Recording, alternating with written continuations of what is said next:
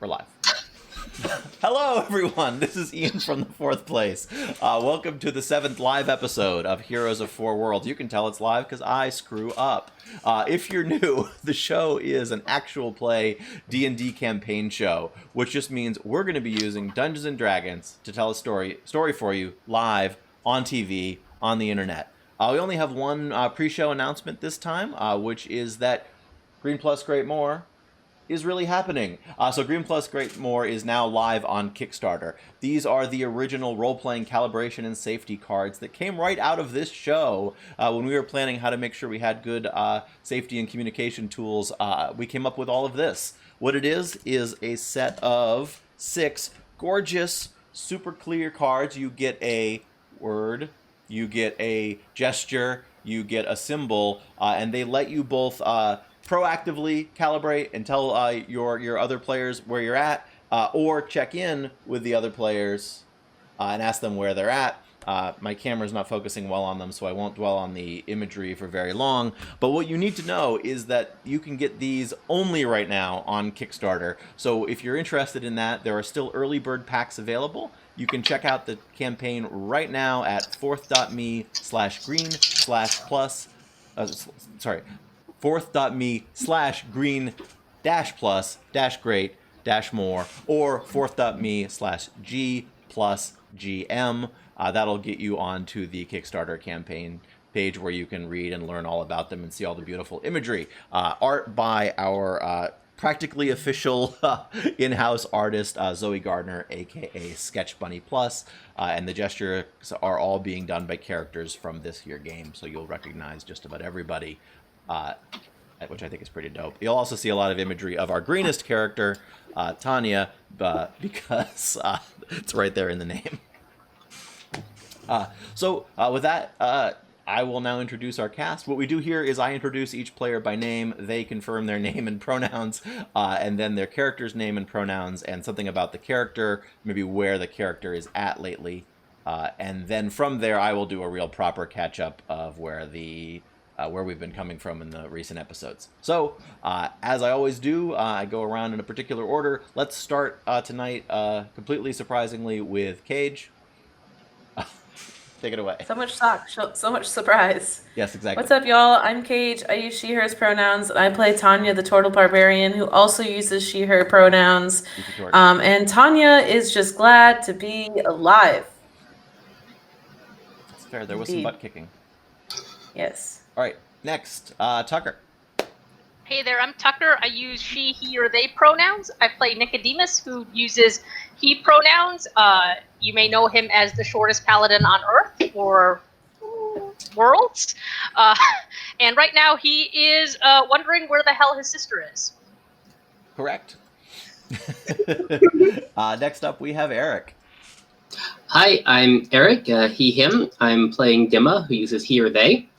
Dimma has had their mind cast back to old Fey magics, and there are some interesting ones they're hoping to bring back into the world on short order. That's right. I think when last we left Dimma, they were supremely distracted by something they found. And finally, Clove. Hi everyone, my name is Clove. I was out last week. She, her pronouns. Also, I played Lamia. She, her pronouns. I was out last week, but also my character just kind of picked up Maraaja and ran off. So, kind of makes sense that you haven't seen me for a bit. Ooh, mystery. What has happened? Where am I? Surprise. Ooh, we will find out this week. And 1 month later, she's still running. It's like a triathlon. I'll be like swimming with Maraaja, and I'll be like, with I could do one of those red dotted lines on the map of the world as we follow you. Very Carmen Sandiego. Yep. Carmen Sandiego, Forrest Gump, Indiana Jones, you name it. All right, for those who haven't watched lately, let me see if I can catch you up. I've known to be wordy. Let's see if I can do this fast. So Lamio and Nico come from the moon where their mom is a goddess. Lamia, on the night of their big coming-of-age quest, traded in her paladin vows for a pact with a Fey spirit who sort of showed up in the form of Dimma, our wizard. Nico ended up coming with them, which led to a bit of a teleportation accident. That took them to the Realm of Dreams and the Halls of Prophecy, where they met Maraaja and Tanya, and also a strange, confused wizard, I guess is the easiest two words to describe, Lost Tom, who got them to rescue some prophecies. They then got themselves out of Dodge before the Realm of Dreams dissolved completely. They ended up on a beach. They had a nice night's rest after all of their world hopping, and then they were attacked by a group of monks. When we last left them, the heroes had split up, as we mentioned. Lamia was carrying the literally fading Maraaja away, and the rest of the party then dispatched the monks and collected an impressive collection of loot, which they are quite suspicious of. I'm also supposed to remind you of one more thing, which is giveaways. Every time one of us rolls a natural one, I will forget to do it, and someone will remind me. And then we will do a giveaway for a set of stickers from the fourth place, usually Heroes of Four World stickers for obvious reasons. There are some terms, which are kind of obvious, but it's only open to people 18 and up. There'll be a code word. You have to type it first. You have to be in the United States. It's real nice if you're following us on Twitch, since that way you get to watch the show and tell us about how much you love your stickers. So you'll know when it happens, because I'll be confused and everyone will say natural one like 6 times, then I'll remember what that means. It's great. We find our party. I'm going to do, and I mentioned this a little bit beforehand, but we're going to jump just a little bit forward in time. So when we left the party, they were on a beach. They had gathered up some treasure. They had beaten up some monks. They had a prisoner, as I recall, who they were marching with. And they were headed towards Colophon, often called the City of Wisdom. We're now going to first join Lamia, who is disguised as the leader of the enemy monks currently, in case there was any trouble coming into town, and probably to cause some hijinks. Mask of Many Faces is a beautiful thing. It is. It's like, what if this cantrip became unlimited, or this first level spell became unlimited at will? It's the spell everybody wants when they play a character who's up to hijinks, or a character who is not of the one of the species friendly to the common folk. Colophon, as we mentioned before, is a beautiful city overlooking a harbor from a hill. The buildings are mostly whitewashed, sort of cylinders with dome tops, splashed with bright color around the doors or the windows, and in a few cases, entire buildings are bright blues and other colors of the rainbow, to give the town a very welcoming and vibrant appearance, and probably representing something that our heroes haven't figured out in terms of what some of the colors might mean. The town overlooks a pretty vibrant harbor with a lot of trade, ships coming in and out. We're talking here mostly boats that have one big sail and a whole bunch of oars.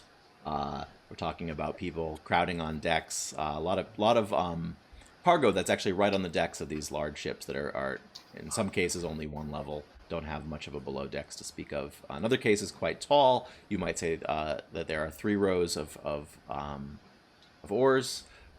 And plenty of room underneath for crews to row these huge ships. Definitely a very Mediterranean-looking place, but with some differences that we'll start to discover.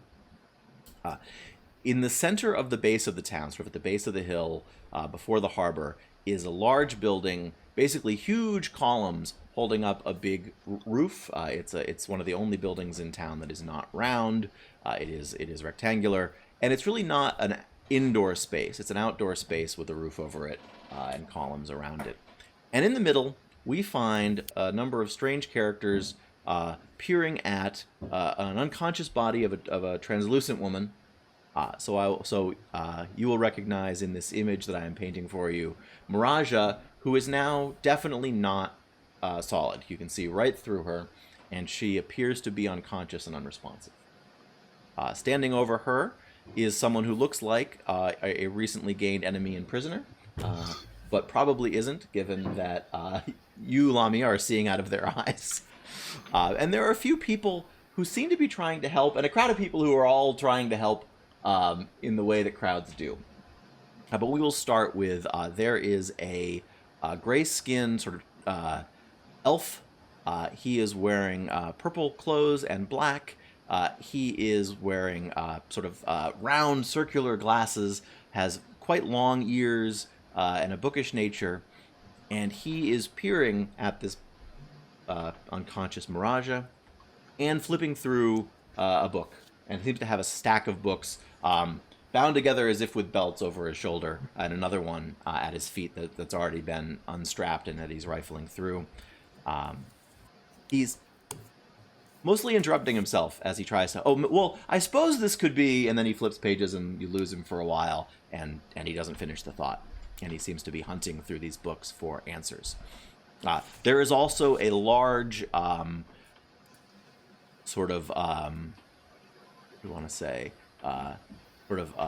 almost auburn-colored centaur. So his fur is sort of a dark reddish brown, and his skin is sort of a dark Mediterranean complexion. He has long, curly, almost black hair, swept back, and coming off of him is the slight smell of olive oil, and he is expansively looking to the other experts here. Well, what do you think it is? Perhaps we should talk about this. And these two individuals are Critias, the drow, and Chiron, the centaur. Also with you at this point is a red-skinned tiefling in a white Roman-style toga, showing all the skin you're allowed to show with a toga on, and very curiously sort of hands-on, or trying to be hands-on with this unconscious body. And we may be joined by some other characters as well.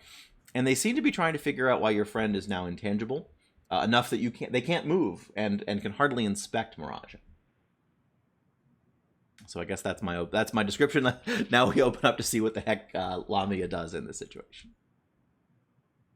I mean, I'm working with these people. You kind of have walked in on a scene of me communicating with these individuals, giving them some background as to who Maraaja is, like what her species is, because that's very relevant to this whole problem going on. Yep. Are you maintaining the persona of the person you're disguised as, or are you acting like yourself with a different face? Honest to God, I think as soon as she became intangible and I couldn't carry her anymore, that's when things kind of switched. Okay. So I might have like the thin veil of people told me this, but like all the knowledge is very obviously like stuff that I know from being with her. So you're kind of dropping the facade, but haven't quite nailed the the line yet. Like, if someone were looking for this woman, they would probably be able to identify her, and they might think that she picked up this knowledge from gathering this person. Gathering, is that what you call it? But the knowledge is too specific for like it's Lamia's knowledge from like having traveled with Maraaja. It's not like I'm faking not knowing things. This is an emergency. Yep. And at that point, I think it's the perfect time for the rest of the party to have come down over the hill and been led to this place, because it's where things happen. It's the center of town. It's where you would go almost anyone you were looking for. And you see the scene I just described. You're sort of coming in a little late as the conversation is going on. There's a crowd. There's a crowd of very helpful, thoughtful people. A lot of togas, a few simple leather clothes. Mostly there's that handful who are really driving the conversation, but you can see, a pair of halfling twins sort of talking at very fast pace with each other, and then saying, "We'll be right back. We want to bring something that might be able to help us understand this." And they dash off in one direction, and that leaves an opening for our party potentially to get in. You can definitely tell that this is Maraaja, that everyone is a little bit panicked, but a little bit intellectually curious. Perhaps their urgency is not quite the same as someone who actually knew this person. And I would say, as we're walking through this town area, Tanya is not in like a particular hurry, and like finds herself very distracted by everything that's going on, and is like, "Oh, this shop, I bet like I can get my camping supplies that I lost before." And then like somebody will like run past and she'll kind of like watch them, and then she'll notice that she's behind the group and have to like, like hurry up. And then like, not even a minute later, she's like, oh, look at that like building. That's so different. And then like realize again that she's falling behind, and like it's kind of like this like accordion where she's like falling behind and then like has to quick like run to catch up, and then she like falls behind again, and that happens several times before we come to this scene. I like that. Anyone else I guess have any particular description of what they would be like as they entered this town before that they came upon the big dramatic scene? Or I mean, Nico is going to like, be very aware and conscious, like looking around, being like, okay, where is she? And like very purposeful. And like after we find them, we can figure stuff out. And by the time they hit the scene, like Nico's gonna like have a small moment of panic because Lamia is disguised as the kidnapper lady, and be like, wait, what? Oh, okay, right. For the record, I don't think you know that I can do that since I haven't pulled that before. Yeah. Right, but did Nico see that happen, or did you do it like after you booked it? I did it when I booked it. I was over 100 feet away from you guys. Oh yeah, he probably wouldn't have noticed. He'd be like, I'm Yeah, not I think- sure. You were under heavy fear effects. I'm pretty sure none of y'all know that I look like this right now. Yeah, so I would look at her and be like, what are you playing at? and Yeah. remember, you're looking at Lamia or looking at your prisoner? Looking at my prisoner. She's surprised for a second as Yeah. well, and that's not Yeah. me. That is not me. Right. Yeah. At the same time, definitely Dimma, right? Who I don't think would have reacted terribly much to the city, would have like see that and like magic sight immediately to like start figuring out what new game this is. Oh yeah. I think Which won't give me anything useful for what it's worth, but like that's an instinctive reaction. Yeah, let me look and see what it does give you, because this is a pretty low level spell. I want to see if there's. I think it's out of range. Oh I mean- yeah. Let me just take a look.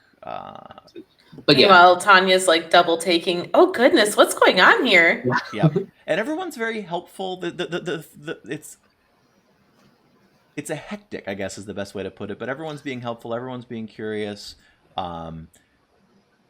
Certainly, let's do this. Why don't, just to see how awkward this is, why don't folks make insight checks? For the record, I just read up on this. Disguise self, you would be able to tell that there is magic there, but you wouldn't be able to tell what the true nature of it is. You would need a spell called Witch Sight, I believe, to be able to see the true nature of someone who's disguised. right. That's what I wanted to see. I think it's a transformation spell, not an illusion spell. Let me see. Right, It's illusion which is shape-shifting. Yeah. So Yeah. yeah. So without particularly checking, you can tell that there's some magic there. But this is amazing.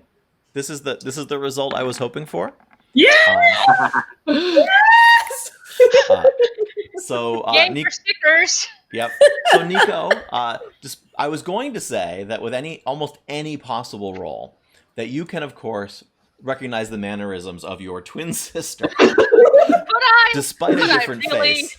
But there was always that slim possibility, and so you have no idea who that is. You have no idea what they're doing, and we are going to give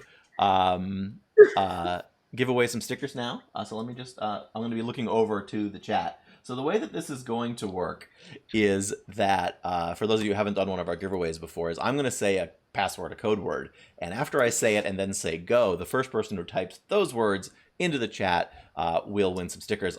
Feel free to drop me a message, otherwise I'll drop you a message to exchange some information so that I can get you your stickers.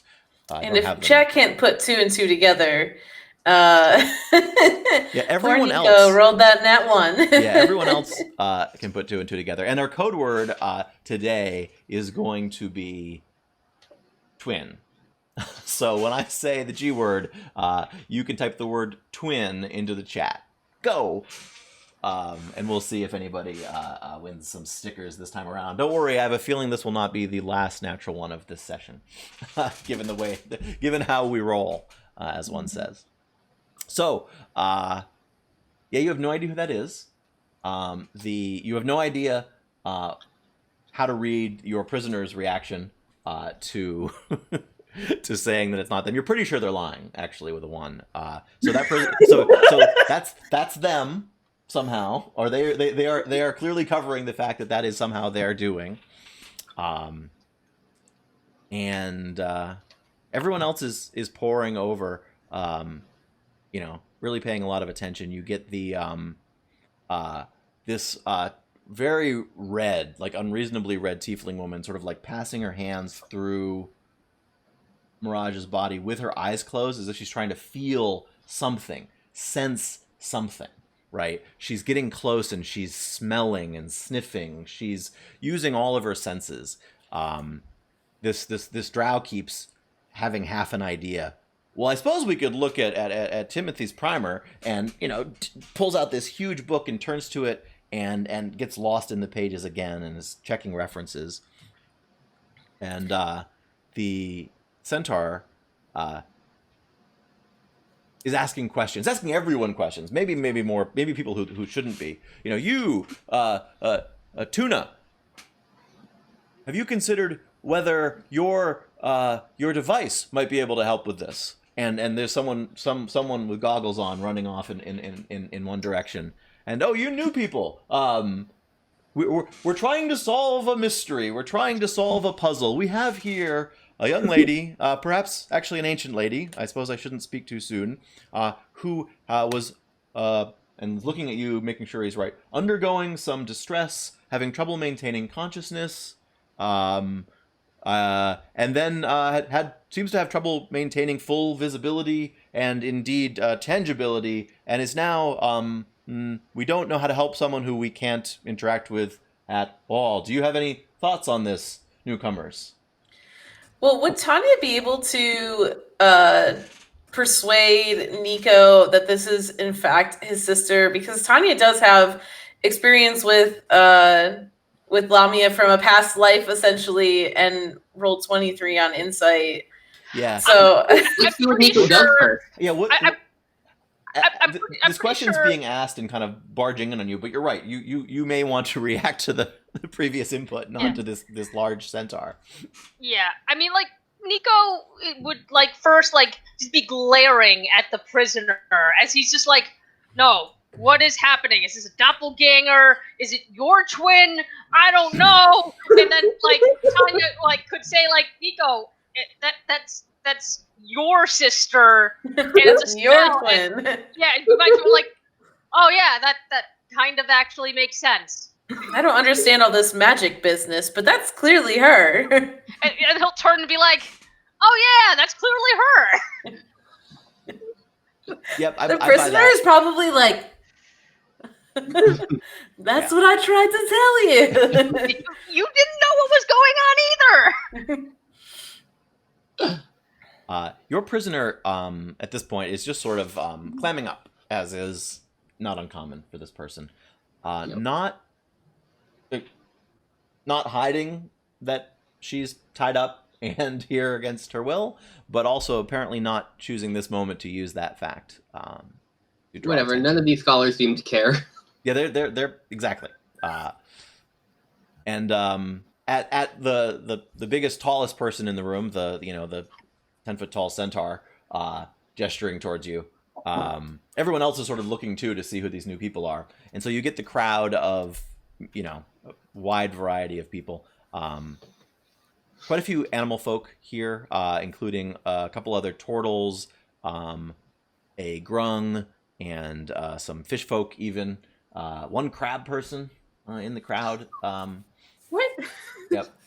What does that even look like? Looks like a tall crab. Do they look like Dr. Zoidberg? Yeah, not entirely anthropomorphic. Still on lots of little legs, but sort of carries itself upright. Wait, is he Mr. Krabs from SpongeBob? No, it Like, is. I was no. thinking Larry the Lobster, like. It's just a crab person and you don't really know how the whole torso section works, which is a little longer because they're wearing sort of like a toga kind of deal. They're not red because they haven't been boiled yet, so they're kind of this cool greenish color. But they have claws, and in their claws they're carrying like a basket of pastries. trying to sell them to the crowd, it appears. Okay, so when you do this, it keeps making me think of Mr. Krabs from Oh, it's not helping? Okay, that's fair. SpongeBob. Yep. Lots of Mr. little legs Crab. down below, 2 big claws holding a big wide basket covered with like fresh warm pastries. Savory, cheese and yeah. Tanya's probably like sniffing the air, like, ooh, where's that coming from? Because she's like translucent at my feet. Oh yeah, right. Yeah, come on. I'm going to take this opportunity of noticing them to kind of like point at Dimma, who's been the only useful one in this whole Maraaja thing ever, and be like, you, please come here. Dimma will come over as gestured. I assume I don't like. We were talking to Maraaja pretty closely before. Is anything new, more clear, or is it just like other than her? Right? Like she is now more clear. Anything else going on? Yeah, she is more translucent, more clear. She is unresponsive. Like eyes open, staring at the sky. Not dead because you can see the movement of breathing, but more transparent than before, and non-responsive. That's the so that's the change. Trying to think what else you might notice. Oh, as you get closer here, you'll see it's a big stone slab table, like just a single block, no legs, and there are a few of these in the middle of this place. And the rest of them have shops set up on them, basically people's wares or people's workshops. So not like table not table like that you lay a single person on. Table like mesa. It's bigger. It's in between. It's somewhere in between. It's like a in each. Yeah, there are a number of these in the center of this agora, this forum or whatever it is, that seem to be permanent, made of the same stone as the rest of the place. But some important people seem to kind of have their businesses set up on them. And then you get a lot of wooden, more temporary tables in this place where people have set up business, everything from the person selling the pastries to someone selling books to someone doing like dentistry here, like operating on someone's mouth, to people that there's, that the thing where you get like a chess table set up and there's someone there waiting and the set's set up and there's an empty table and you can tell that you're supposed to join them for chess and put down some money to bet. It's like that, but someone is clearly ready to debate. And there's like 3 of them and 3 empty seats. Yep. There's a lot going on here. A weird mix of commerce and academia that don't seem to really be treated. There's no line between the two almost here. Right. I think Dimma will, since there seems to be a lot of resources here, will actually look to the centaur, right, who seems to be the most communicative, and say, does anyone here possess anything with a ghost touch capability? A what? Ghost touch. And then he pauses and says exactly what you said, but louder. Does anyone here possess anything with some sort of a ghost touch ability? I'll take it. And you get a lot of shrugging, a lot of people like patting their pockets as if they might not know what that is. But no one volunteers that they have such a thing. You do get someone come up who says, well, I spent a decade immersed in the study of ghosts. A very tall, thin, somewhat androgynous furbolg with yes, it must be downy feathers that are just like stuck in its hair, like maybe it came out of a pillow recently. Not really clear. I don't analyze them too closely. Do you have the ability to do ethereal manipulations? Oh no, my studies were purely academic in nature. I didn't. One would not want to get involved with spirits directly. It's important to understand a subject very deeply before you risk any sort of interaction. Yeah. Tanya makes a mental note to ask them about the ancestors that she's been seeing when she attacks. Oh, that is good. I think prestidigitation sparks emit from Dimma in frustration. Oh, like actual sparks? Yeah. Yes, because I can do that with prestidigitation. Yep. Yeah. You see The drow looks up at the thought of ghosts and, oh, well, in that case, and pulls out a different book about the theory of spirits and souls. Sure. Yeah. And starts flipping through and says, "Was she alive?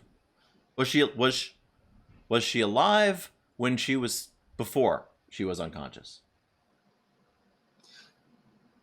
Behaving alive as far as we knew, but if anybody has a life detection spell, that would also be useful. Life detection. Starts flipping through a big book. Looks like an. Do you have clerics here? We're the centaur says, we're mostly Clove is muted, I hope you know. academically oriented here. More theory than practice. Although we do have some artificers who build things. We have some alchemists who compose potions. Craftspersons who help us, make the perfect scales to test our theory about whether a feather is indeed lighter than a soul. But clerics. I'm going to talk the background to Dimma while this guy's kind of going on and say, can you tell if she is, what would you say? If her body is going somewhere or if she's going to a different plane? Find out if she's just losing substance or if the substance is going somewhere? Yes. Yeah. An excellent theory has arisen. The question of whether this person is becoming less here or rather more somewhere else, the centaur announces to the crowd. And you see people taking notes and all contemplating all the possibilities here. I am rubbing my temples, but also trying to help. Right, yep. Tanya, who doesn't really, she doesn't understand the magic-y thing and all this stuff. And I would also like to note that Tanya is currently carrying a handful of halberds and that looks like leather. She probably looks really strange right now, but she's gonna kind of circle around I imagine a crowd has formed here, right? So she's just gonna kind of quietly walk around an outer ring of this group because she doesn't really feel like there's much that she can do because she's more about hitting things than bringing them back to a tangible state.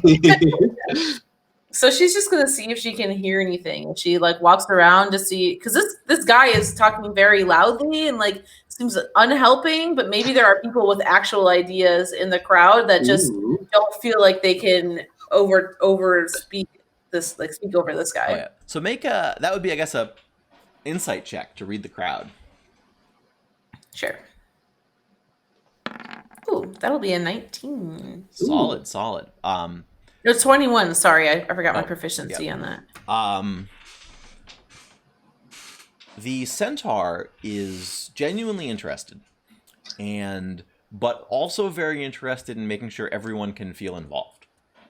That's what's going on there. The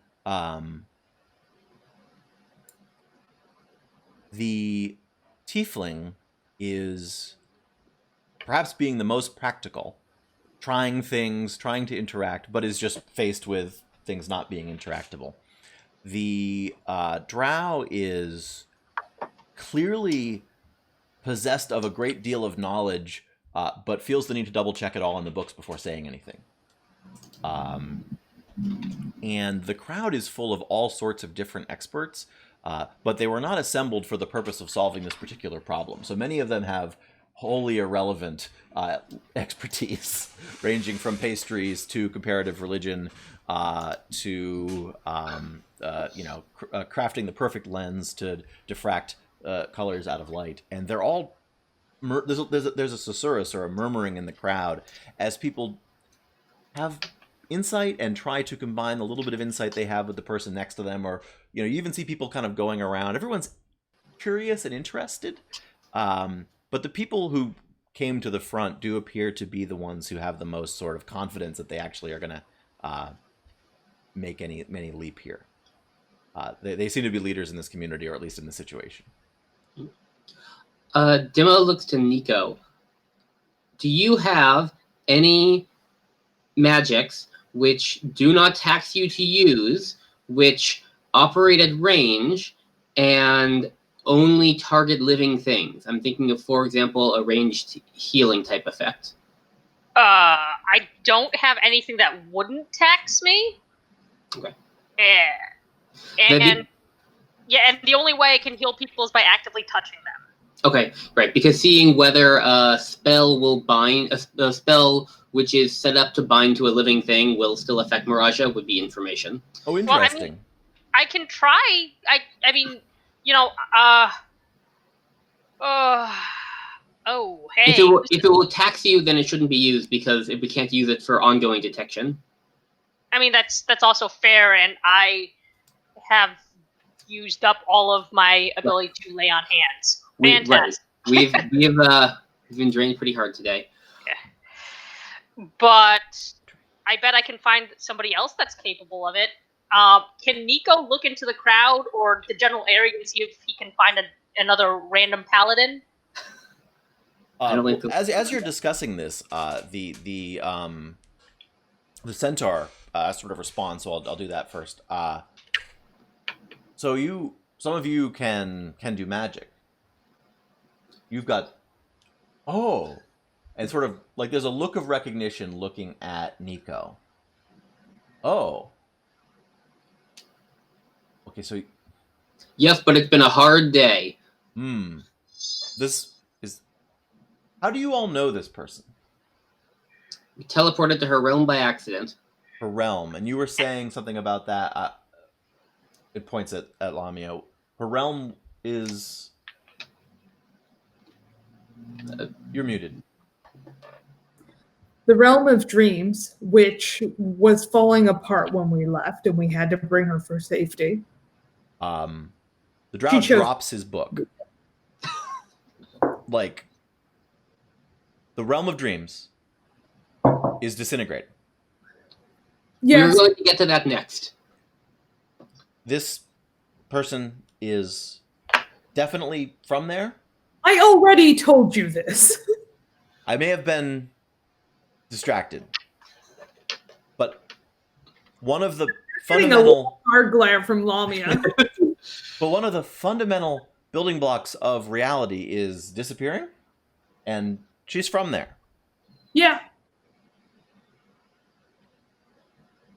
He's not even looking at a book. He's just sort of staring into, like, space. Listen, we need to concentrate on her not disappearing because she's the last individual from that area, from what she's told us. Why does that feel like it means something? Says the drow. Because there's a prophecy about it. We'll get to that too. Wait. What's the prophecy? What? It says that when she goes away, things are bad. That's not... No, that's not worded like any prophecy I could think of. Can you be much more specific? And he's suddenly he's animated, and he's not paying attention to the books, and he's paying attention to all of you. Not under these circumstances. That's why we're working on her. Where? None of you remember the prophecy? I'll rack my memories.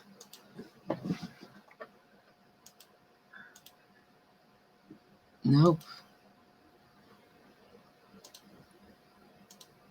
It's not one of mine. Can I use Gus to move her to a less public place? Because being in the middle of the market seems kind of weird. What are you trying to do? Sorry? You move... Sorry. Gus probably won't work. Can I use Mage Hand to try and, like, lift... To lift her? So we're not in the middle of the market? Maraaja?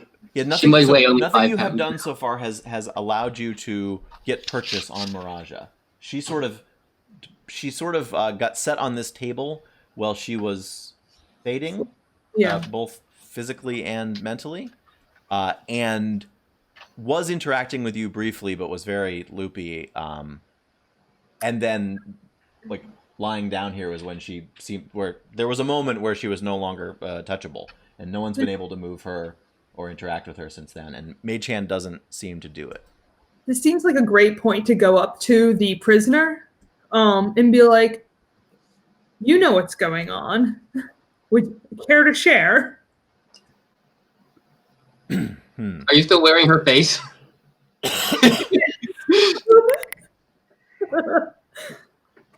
I was I suspect you don't entirely believe me, but this is roughly what I was attempting to avoid. Oh, you could have told us that without attacking us. It was considered urgent. We thought we could... Kill us and then take what you want? You thought you could cross the realm to get back to your citadel in time? Not the time. What were you going to do to fix it? Right, that. My assignment was simply to return her to our citadel, where others would Right, be so able nothing. to. Yeah. Time was of the essence. I felt that we could subdue you faster than we could convince you. As above, so below. The death of the last of us shall be the death of an... And the last word is faded out. As above, so below. But that's the death of the last of us. That means we all have to die. It was spoken in the voice of her people. Oh. However, that prophecy may or may not have ended. Do you have Eric? Do you have the number of that prophecy? I don't, sorry. No, it's okay. I can just bring up a file that has... I was trying to cheat and not bring up another text file. Let's see. Tanya Wait. rolls a history check now. Let's see. By the way, Ian, you have a window over the map. Oh, that's the word. Oh, because I have the prophecy browsing over the map, and that one's not useful. So let me get out of those. Oh, they're all open. That's very handy. Thank you for... Yes, Dima found a scrap of notes, but right, he didn't quite manage to finish writing it before something else exciting happened, I guess. Yes. So okay. Yep. So say and the drow is really like the problem is he's focusing to focus seems to be the problem. You know, he's struggling to focus, but he's managing it. Say the words you know again. As above, so below. The death of the last of us shall be the death of an... Oh. Death of the last will be something further, presumably. It was just one or two other words. And you said something I didn't understand, but so this prophecy could represent that if this person is the last of their kind, that when they die, something else will end. Yep. Which suggests that they are or were alive. Yep. Well, they must be alive. They're breathing. Mm. He's actually paying attention to there's like an impatient, like, yeah, sort of sigh from the tiefling. Mm-hmm. Like, yes, Right. yes, alive. Yeah. Intangible. Yep. Breathing. Gradually fading. But I think slowly, or it's perhaps some sort of a cycle. This is all the tiefling. Oh, time passes differently for her. She behaves certainly in a way of cycles, but unlike either mortal or fairy time. The drow says that tracks. It's another realm which was already disintegrating. Very badly. So this could be a prophecy where... Yep. That's why I wasn't focusing on it too much. Instead on her. Right, because this is a person we can save. I understand. But I have no idea how. Yep. So she's one of the dream folk. Yep. Which means...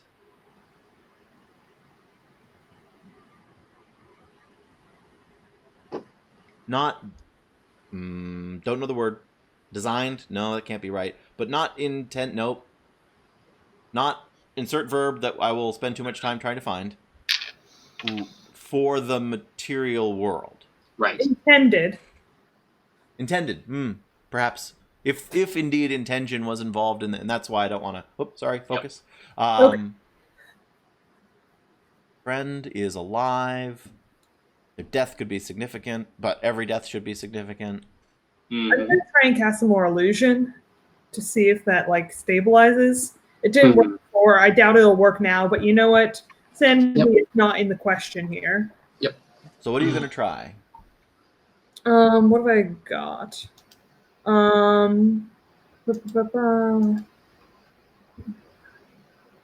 Interesting. Would I be able to use a touch spell on her? Would that even work, or do I need to use something that's not a touch spell? You would have to try to find out. Meh. Try with something that won't cost you first. Well, I don't know if I have that. No. Prestidigitation, probably? Not a touch spell. That, huh? No, it's not. I could probably use prestidigitation, to put a symbol on her, but that wouldn't be a lot. Also, that's transmutation magic. Oh, here, if you want you want illusion? Yeah. I'll start casting minor illusion, right, which is pretty much the most direct, pure illusion I've got.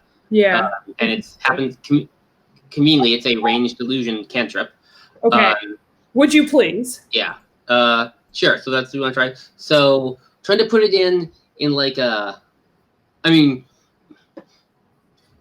kind of trying to make the illusion of her with the hopes that, she can make use of that. Interestingly, it's like, or me explaining to other people.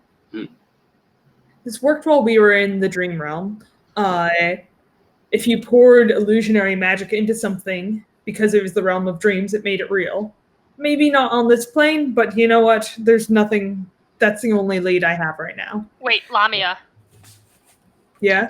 Didn't you guys do some, we kind of bent our minds to get things there, right? And you were able to kind of communicate with Maraaja in Only that kind when who initiated it.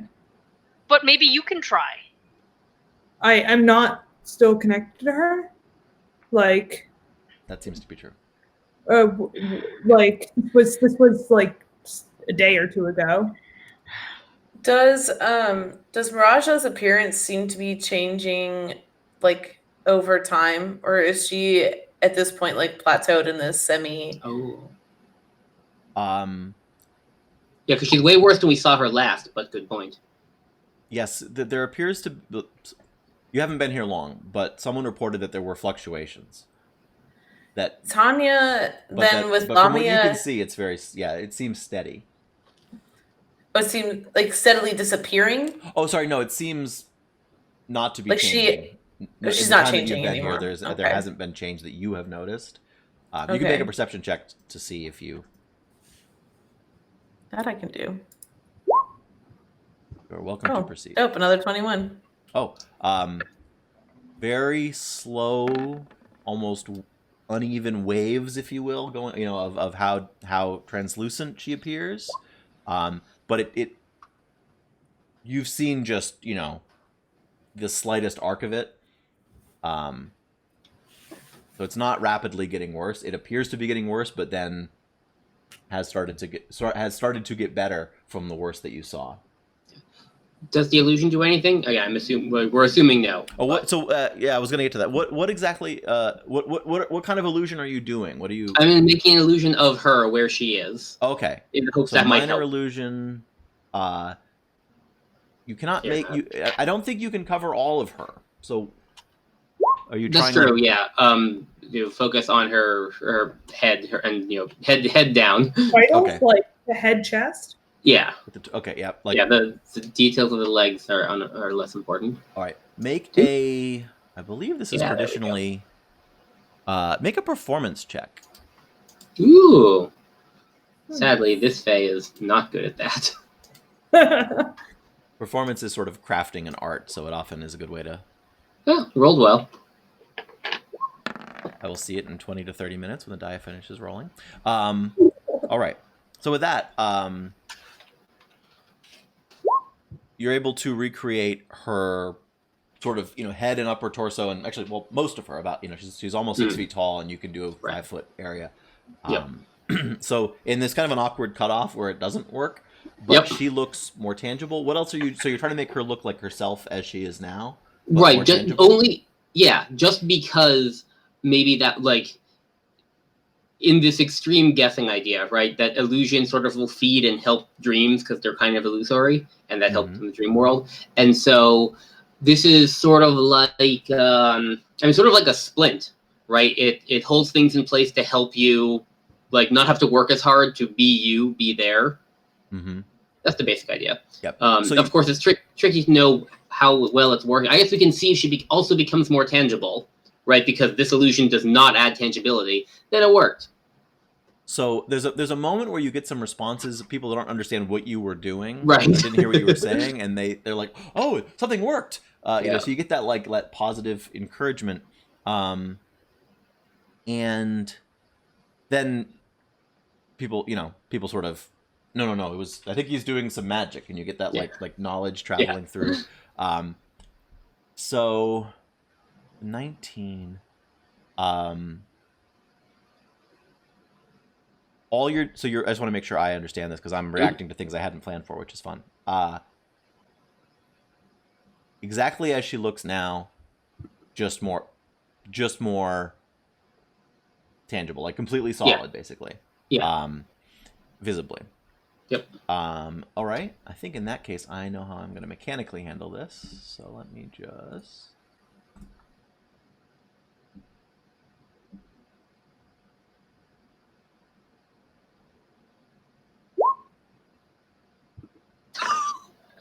What? Do we get stickers if an NPC rolls a 1? Yes, we do actually. I mechanically, just so this makes sense, I granted her a Constitution saving throw to see how well she responded to this Yep. Possibly. So basically, the magic gave her an opportunity to assert herself. And I rolled a 1. Yep. And so when I roll a 1, someone might win some stickers. So anyone's watching. Oops. Oh, I'm seeing something wrong with the stream, and I'm quite nervous. Give me a moment. Okay, this is weird. The stream is going, but my version of it says it's not. So I just want to make sure that all is well with the stream before I give away the stickers. Pardon me for the terrible television. So what we're going to do in the meantime is, well, actually, oh no, I see what's going on. I'm just out of the chat. Cage, you're in the chat still, right? Yep. Okay, so we're still rolling. It's just my browser session that I was using to watch, and I was nervous. So I'm going to carry on. The way this works is I will give a code word, and the first person to type it into the chat who is over 18 in the United States will win some free stickers from us every time we get a natural 1, and I just rolled a very unfortunate natural 1. So the way this is going to work is keyword is going to be treatment. So after I say the G word, someone can the first person to type the word treatment into the chat is going to win some Heroes of Four World stickers. So the word again is treatment. Go, which is the G word. So now you can type that into the chat. And I will then start to carry on. So the result of that, unfortunately, is there's no result. She's no better and no worse. But you have a lot of people observing you. The drow sort of blinks. Actually, Dimma, make an insight check. Sure.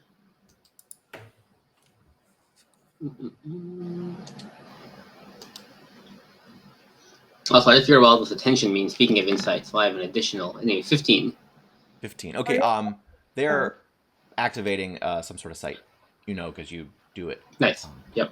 I'm also going to say, I think we might need a more powerful illusionist. I believe there is a spell called Dream. Maybe that could get through to her. Or dreaming. Say, what? Dreaming? You've confused a centaur who's now. Does anyone have a sleep spell? Well, I mean, she's conscious, so. Right. Understand. I do not. We're not going to find a more powerful illusionist on short notice, but unless Lost Tom wanders through. But assuming she has a day left, which we do not know, but we have so far been otherwise unable to affect her. Good people. I'll raise my voice. Would any of you be willing to donate your dreams to help save the life of this one? That sounds fascinating. Huh? What? You get sort of some odd, confused Yep. and curious. One thing, as Dima tries to address the crowd, Nico is going to lift him up and place him on his shoulders. Oh, right. Yep. So you're now Amazing. about the same height as almost exactly the same height as the centaur, Yeah. who says, Yeah. Good. sort of pause. Is about to announce what you just said, but then realizes he doesn't really understand what you just said, and so turns to you. Donate. Fill me in, and I'll see if I can rouse the crowd towards this. Just got 2 feet. It counts. Cool. I think Dim was reasonably graceful about accepting that. All right. And says, so this is my Dimma's plan. We build up this area, make a small tent, put some beds around because we cannot move her. However, perhaps nearby dreamers would be able to create a small bubble of the type of realm which she needs to help nourish her. So you want to apply dreamness, dream energy, dreaming. The Yes. Okay, the gerund. So how would I explain this to the crowd? We're going to need a tent and some cots, bedding, and cots, and we're going to need some people to volunteer to sleep here. Yes. To try to test the hypothesis that dream energy may assist this dream being. Yes, and you can let I realize they don't know who we are, so you can let them know that this is Dimma's idea if they have further questions. He doesn't seem to know what that is at first. That's fine. That's not. I'm not trying to name drop to make them recognize who I am. I'm trying to name drop because a lot of people are paying this Fey attention, and so if they all are saying my name, that's a way to gain power. Completely independent. I see. I assume you don't tell him that. I assume you're not telling him that. But the drow does recognize your name and goes, "Oh, all right." So now you're sure that even in this chaos, that the centaur has recognized Nico for what he is, and the drow has recognized you for what you are. Yep. And the centaur says, Dimma here has a hypothesis that he needs help testing. What I would like, please, is a few volunteers to sleep next to this person, because we believe that because she is from the land of dreams, that dreaming near her may provide her with some sustenance or the environment she needs. So a few volunteers who are good sleepers, and also if some people could bring some comfortable bedding for those people and a tent to provide some privacy. And milk and cookies. Then we should be able to try something that may be better than our previous theories. It does take more time, but I'm fascinated by the idea. So please, please. And you see, as he sort of goes, please, please, a number of people scatter from within the crowd. Not everybody, but people are sort of used to participating in whatever goes on in this strange place. And the tiefling says, this seems worth trying. I can certainly get this set up. So you need people to sleep, people who can dream. So no folk who don't dream. I'm happy to coordinate this here. You mentioned that you are all you get signs that you're suffering from exhaustion. Down would be good now. Say again? Oh, yeah. Nico will let Dimma down. And then when he does that, he's going to pull Tanya over, and they're going to start striking the tents they already have. Right. Just setting up your own tent. Yeah. Yep. Yeah, we have tents and bedding. We can get started. Yep. I love it. All right. She says, well, I think someone will probably bring a sort of a larger pavilion tent so that we can kind of create a private area here, which, thank you for suggesting it, because I think that might solve about half of the problem we're dealing with right now as it is. I can coordinate this.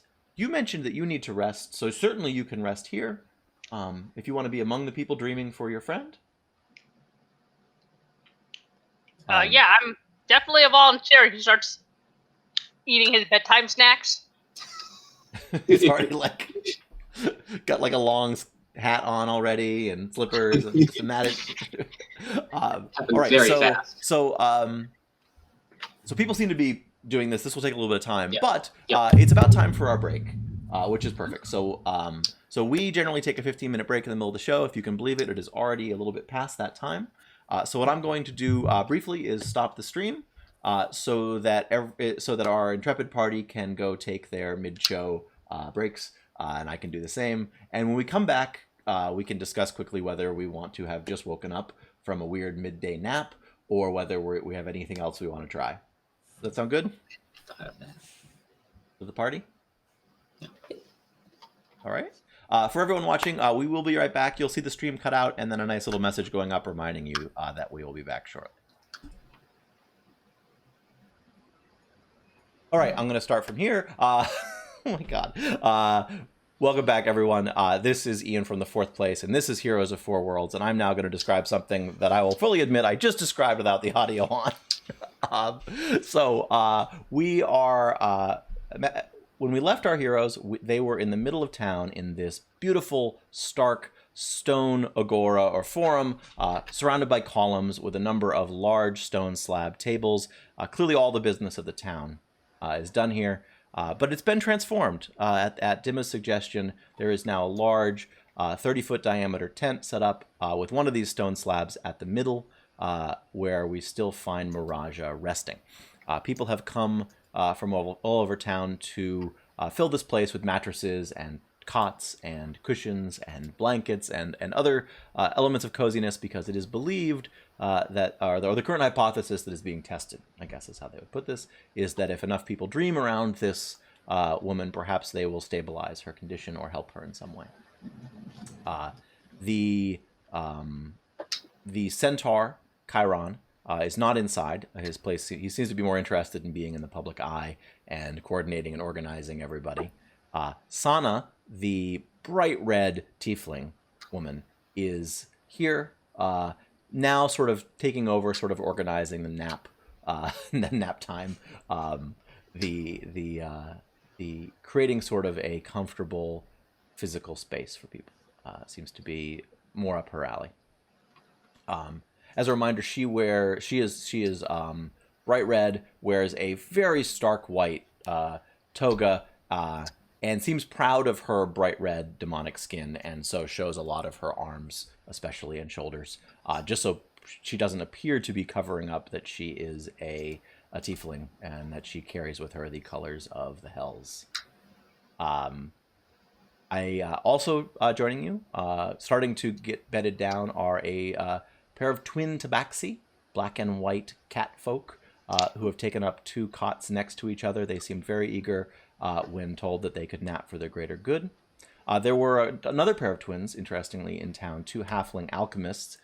They had left to gather some things that they thought might help. When they got back, one of them was very excited about the call for civic rest, and so volunteered to be one of the nappers. The other went back to their lab. I imagine each of you is setting up your own comfortable sleeping space. You've got some help doing this. You've got some choices. So tell me a little bit about what your character looks like when they're getting ready to nap in the middle of town. Anyone have any thoughts on that? So, I kind of like imagine Nico was like trying to help like set up the tent, and when that was done, like he went off to get snacks, like the sandwich stand and everything. And interestingly enough, as part of the homebrew that Ian wrote, under Demigod, I have a race that I do very well socializing with, and a race that I don't do so well socializing with.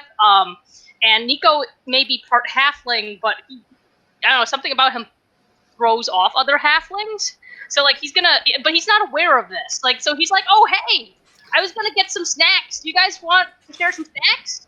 And like I don't know, like they probably like kind of like are like no thanks, and it's like okay, and like he's walking by with like this giant like those giant 6 foot long sandwich like subs or something. Yeah, that may actually, I imagine that may, for those of you who are particularly insightful, might have realized that's why one of the halfling twins left at that offer. Oh, I have to get some work done.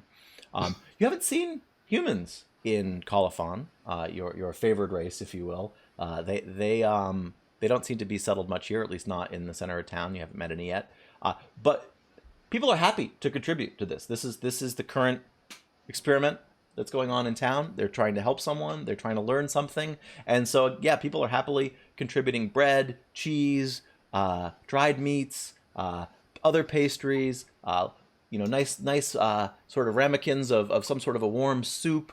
There's definitely some sort of flaky, cheesy pastry being offered, and little some sort of leaves wrapped around some rice and spices and things are being handed out, all to anyone who's inside, basically. Sort of, as soon as you mentioned that people might like snacks to get ready for bed, that just seemed obvious, and people are chipping in. So you have no trouble getting contributions there, especially given that you're a demigod. Nico, as you're like going for a bite of like one of the snacks that you have, an identical Nico comes over and steals the bite and said, "Oh, lovely twin of mine." Nico is gonna shove fake Nico. How could you? Mm-hmm. I'm just being the best Nico I can be. Can you just be regular Lamia, please? Lamia? Here? Like there was like a moment when he almost slipped up and called you Tiro. In the meantime, also, Chiron would have spoken to some sort of town officials, a couple of dwarves in armor, sort of ceremonial, simple-looking armor, who trotted off your prisoner to be dealt with later. They don't seem too interested in, right now, the types of, let's say, they're not political philosophers who are crowded around, so they're not really worried about this person's rights. You're all interesting. You're involved in the thing that's happening in town right now. You say that they are an enemy, and so they have been trucked away to be dealt with later, if anyone remembers. I kind of wish, like it doesn't make any sense that Nico packed, like, fuzzy slippers to wear. So I guess he's just, like, walking around barefoot, like, just trying to settle down for bed as he's, like, sampling all the snacks and thanking people. Hobbits are known for being barefoot. I am going to, if you mention this, I'm going to just transform into you with fuzzy slippers. Well, I mean, Nico's not going to be like, I wish I had my fuzzy slippers, but I feel like he would wear fuzzy slippers if he was given so fuzzy slippers. He's not sharing this fact, but in his mind. Yeah. No, in my mind, he would wear fuzzy slippers, but no, he's like walking around barefoot and like, just being like, oh, thank you, and he's got like the giant hero sandwich. But I feel like Lamia would know like what Nico's like attire looked like while getting ready for bed, just in general. So if Nico actually has fuzzy slippers back at home and wears them before going to bed, Lamia would know that. That's true. The comforts of a normal life seem like something Mom wouldn't have wanted us to have. So although Dad might have given us fuzzy slippers when she stayed there. What? Dad might have given us fuzzy slippers when we stayed there. Yeah, Nico, if you had fuzzy slippers and you were hiding them from Mom, that would have been like your one act of rebellion. I don't think it would have ever thought, like, in his mind to hide them. Like, if somebody gave them as a gift, he would wear them or something like that. But if they're not provided, he's not gonna be like, oh, I could go for some fuzzy slippers. I'm with you on this. I think if you think it's canon that you had a pair of fuzzy slippers from your dad and that no one really wanted to comment on them, maybe at one point you cleverly like talked about the duty of wearing a gift when someone gives you a gift, and that was enough to get the rest of the people in the temple off your back. Right, that's duty. That's important.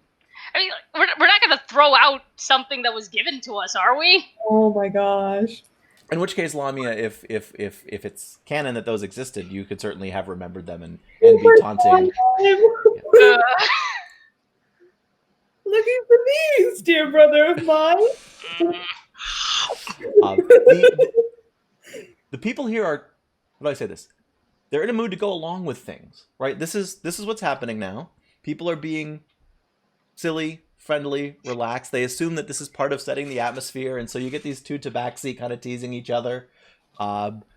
Siblings sort of bathing each other, but in a way that's kind of annoying, like licking your face and you can't. Or just overdoing the cow lick. Yep, exactly. You know, a little bit of coziness, a little bit of silliness. Oh, great! We're gonna cause a twin civil war here. Could happen.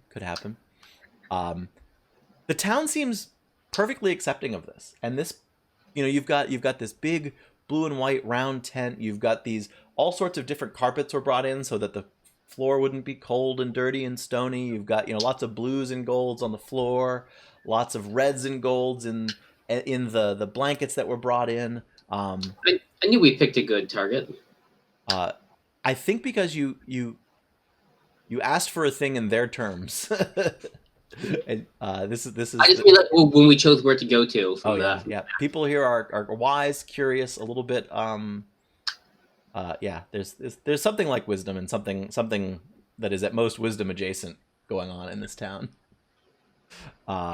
Anyone else getting ready for bed in any particular way now that you've got sort of the attempt of all the comforts of a cozy nap time being set up for you? Dimma will just try to sample a bit of everything, right? Like make a point of taking part in this.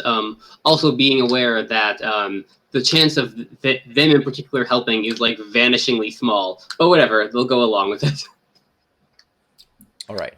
Tanya has found like a spot that's kind of like quiet and more like where she's by herself. And she has sat down and has put out like a bedroll. And she is, as her snack, she has found like some hot soup. It's got like little like basically like a miso with like tofu in it, and she's like kind of sipping on that. And she's got her egg out, and she's sitting like cross-legged with the egg in her lap, and she's just kind of not meditating, but just kind of sitting there quietly with her thoughts. The last 24 hours has been probably more excitement than she has gotten in some time. Her days are generally pretty routine. It's like do the work, get the pay, move to the next place, do the work, get the pay, move to the next place. So like this has been a lot for her, and so I think she's just trying to find some time to kind of center herself. And there's also been some weird changes, like her egg's temperature has fluctuated a couple of times. She now is seeing her ancestors when she goes, she attacks in a rage, which is different for her. And so she's definitely trying to just reflect on the last day and try and think about what that all means for her. Yeah. I think at that point, Sana would kind of come quietly, kind of say, is there anything else you need? To Tanya first. Yeah. Tanya will look up and just You're quietly muted, shake her. Sorry, go ahead, Don. Tanya will just look up and shake her head and then go back to her soup. If you do, let me know. And she's sort of going around checking on everybody. You've got the twin cats who are just sort of tabaxi, who are kind of curled up in a pile. You've got a halfling who is sort of as far away from Nico in the tent as possible. But not like obviously so, just sort of happens to coincidentally be at the other side. Dimma, what's your sleeping arrangement looking like? Again, without being obvious about it, it is quite average, right? It's among the middle-ish of people, right? Like, and you know, has like just picked out some arbitrary blanket stuff. Has some soup and a few other bits of snacks, and Dimma tries to show appreciating. Sana, thank you. Like all of that work, meaning that this wild idea, he didn't have to follow through making it actually happen. He probably goes to sleep like pretty quickly under these circumstances. Oh wait, I can't remember if I sleep. You do. Maybe he might not be sleeping. I think you're not an elf, so I think you sleep. Elves sleep, just not a lot. In some versions, elves trance instead of sleeping. Right, but you're not technically an elf. You're elf-like. I'm not technically an elf. I am. Yeah. Well, okay. It'll either be sleeping or it will be the dreamlike trance of an elf.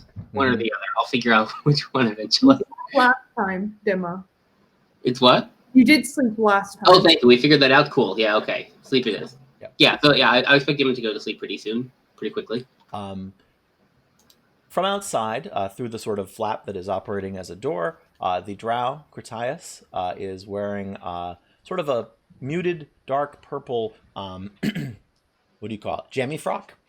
So it has sleeves, but it's just sort of a long, like sleep shirt, sleep dress, sleep gown, and is wearing simple, not fuzzy slippers, but sort of soft, sort of sandal-like slippers, and has on a matching sleeping hat. Seems to have gotten into the spirit of the thing, and only brought one book, which is quite impressive. Is not carrying sort of like two huge like bundles of books over each shoulder, and his sort of silvery gray hair is down, whereas before it was in a tight ponytail.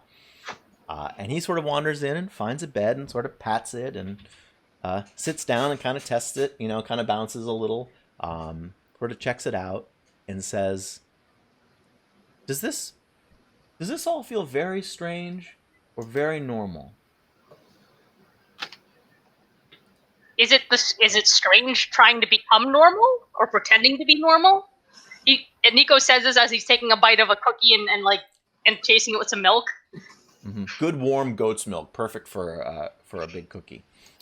Fake Nico is currently bundled up like this, but every now and then you see a hand kind of like drift out and try and steal whatever Nico is snacking on.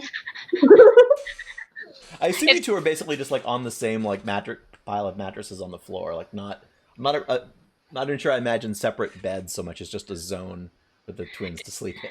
And it's kind of ridiculous because there is a plate of cookies right next to Lamia. Oh, I know. They're not it's the one that you've got that is best. That's great. But yeah, once Nico is done with his snacks, he's gonna just settle down and probably conk out because he did have a very long 2 hours, 3 hours at this point probably. Mm-hmm. Sana is going around, sort of carefully placing, at intervals, sort of behind everybody, incense that doesn't smell too smoky, but just sort of a nice mild smell, creating sort of a nice environment, making sure that the cushions are packed up. If there's noise outside, she seems to be taking responsibility for shushing people outside. So you see, like, she suddenly runs off, doesn't act alarmed, just sort of moves quickly, sort of darts to the door, and then you hear sort of hushed voices outside, and things get quiet. And you can tell, probably after that happens, the first time that you notice it, that all of the business of the town is going on outside as normal. It's just going on at a reasonable volume to let some people sleep. Sometimes you have to let some people sleep. And you do hear, actually, when she's out there, Chiron's sort of voice, like still a sort of a booming, bold voice, but kind of held down into kind of a stage whisper.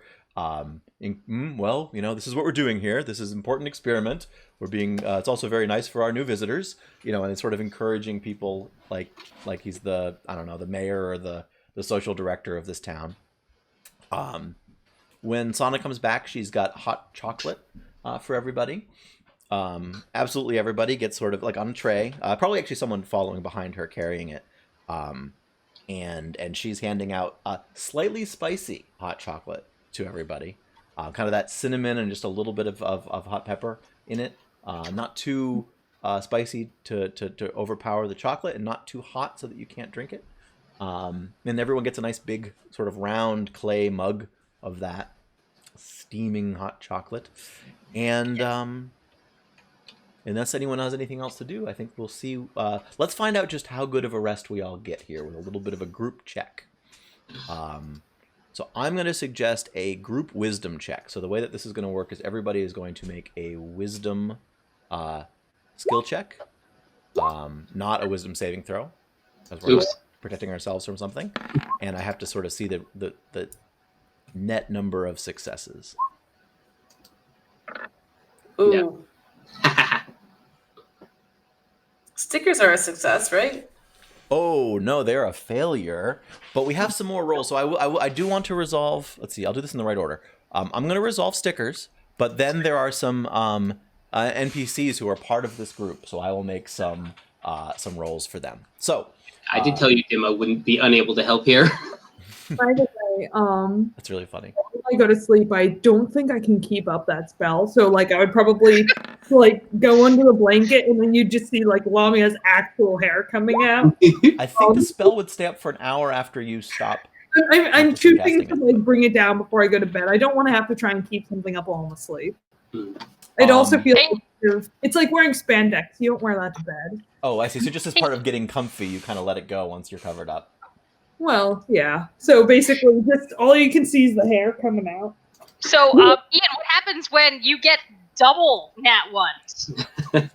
Well, it's now much less likely that this nap is great. So let's resolve the sticker situation here. We do, in fact, have potentially 2 sets of stickers. So the way this works on the show is each person can win stickers up to once.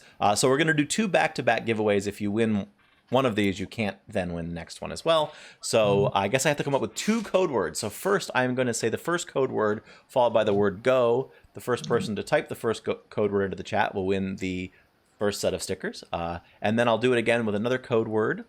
Can I do one of the code words? Sure. Yes, I know what I want the first one to be. So you can when the time comes, I'll ask you for the second one. Okay. That saves me having to come up with a second word.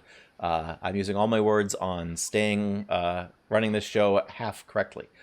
So first up is the first person who types in the code word nap after I say go, which I just did, can win our first set of stickers. So let's watch out and see if we see the word nap in the chat. And we'll do these back to back, even if it takes a little time for someone to type it in. So the second code word after we hear it and I say go can win a second set of stickers. What will the second code word be, Clove? Cookie thief. I don't care that it's 2 words. Okay, cookie thief, 2 words with a space so that it is spelled correctly. So the first person to type cookie thief into the chat can win the second set of stickers, and I'll watch out for those as well. And having done that, let's see. I need to roll for some characters. So I'm going to do just a manual. Nico, there's like 2 options. You either slept bad because your dreams are going to Maraaja and it's working, or you slept bad because you just had nightmares of me stealing your food all night. All afternoon. You're just like muttering in your sleep, like, no, like.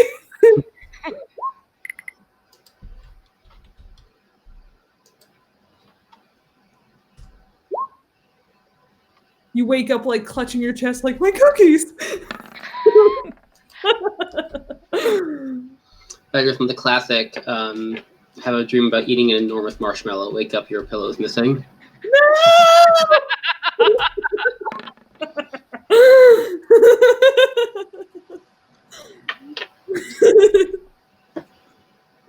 Let's see. Roll a Constitution saving throw. 1, 2, 3, 4, 5, 6, 7, 8, 9, 10. Okay, so if so, it is the number. The group score I'm going to say is the number that the top 6 scored. So that's not bad. Actually, yes, you managed to quite successfully have a nice nap. Despite our odds. Something very special seems to be happening here. Let's do this. You may each choose whether to get the... yes, we'll do this. For the short rest, you may each spend hit dice, but before you decide that, that's as usual. Spend them, roll them within your limits. But it's better than a short rest, but not quite a long rest. So you may also choose whether to get, instead of rolling hit dice, just to get all of your hit points back, or to get all of your spells back. So you're getting, if you will, a short rest and your choice of half of the benefits of a long rest. Does that include, like, would I get my rage point back? So if you have, so you're basically choosing spells and abilities or hit points. So whatever your features are that come after a long rest, you can get or you can top up all your hit points. Is there a way to mark spells as cast versus uncast in D&D? There is, yes, spells themselves aren't cast, spell slots are used up, and you can click them on and off. So as a warlock, you only have a couple of spell slots, but you can just unclick them to get them back, I believe.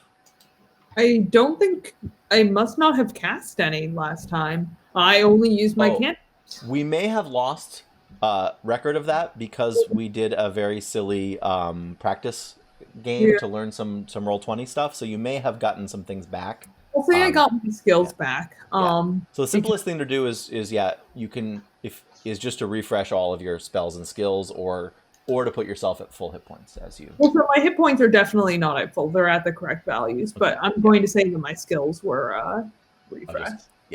Well, it looks like you also have temporary hit points. So if that's true, you actually have more hit points right now than you would have. Yeah, I'm like 22 out of 20. So I'm like, eh. Oh, that's weird. Yep. I was apparently at full health, which I think Nico did right at the end of last session. We also did take a short rest while we had our prisoner. Oh, yep. Yeah. So yeah, cool. I'm pretty good. Yeah, I'm gonna get my spells back and my lay on hands. Yep. That makes sense. Yep. Yeah, and you can also, if you do choose the spells and abilities back bit, you can still spend hit dice like it's a short rest. So you still can get hit points back if you need them. You just don't recover all your hit dice. I realize that's complicated, but that gives us roughly what I wanted to accomplish, which was a very special short rest, because a lot of work went into it, and you were very, very sleepy. So let's see. So I believe it was early afternoon, late morning, probably by the time you got here. I bet we'd wake up around noon. Yeah, that's my guess. Weird, right? Yep.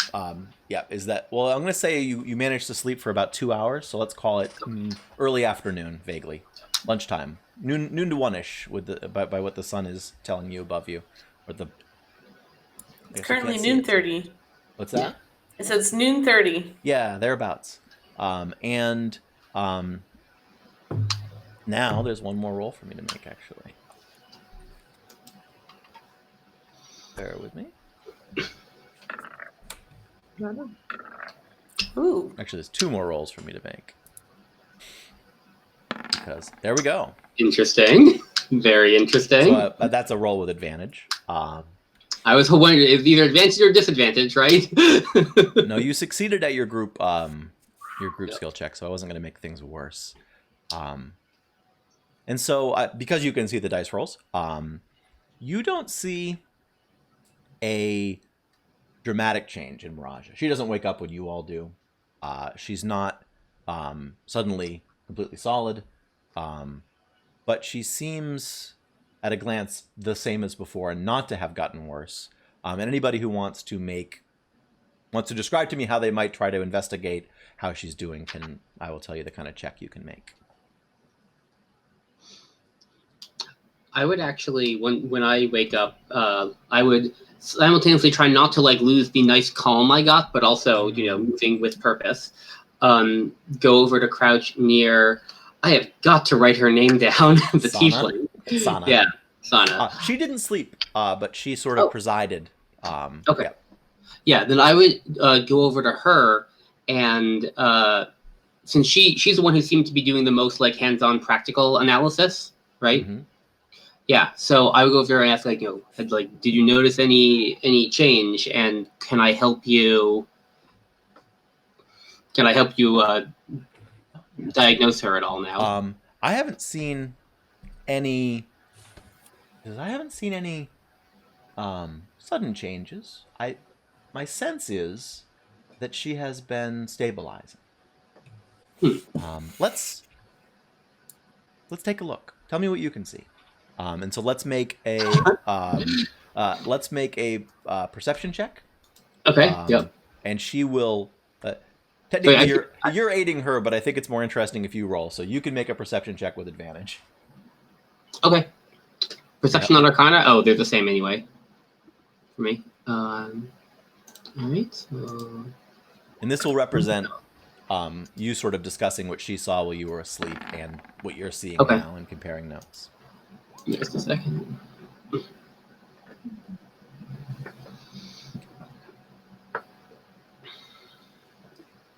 She certainly hasn't gotten worse, is the conclusion that you come to. It seems as if she's stabilized in the last 2 hours. She is not. There were waves, ups and downs of her condition. She says that there's much less of that. If there are waves, they are very long frequency waves. Is sort of her slightly scientific way of describing it. Yep. I don't think. I don't know how she will get better, but I think what you've done here is shows us a way to stop her from getting worse. Could this not to impose on your town, but since she doesn't seem very movable right now, is there any chance of this place becoming slightly more permanent, do you think? A temporary guest. Thinks, says, well, if Chiron and Critias and I agree, then I can't imagine that Morella would argue. Morella represents the trade interests. Oh, so this person we're talking to, Sana, is part of like the city council? That's what she just implied. Yep. I think it is likely that I will say this. I would certainly make a case that we are helping and learning, and that is what we're here for.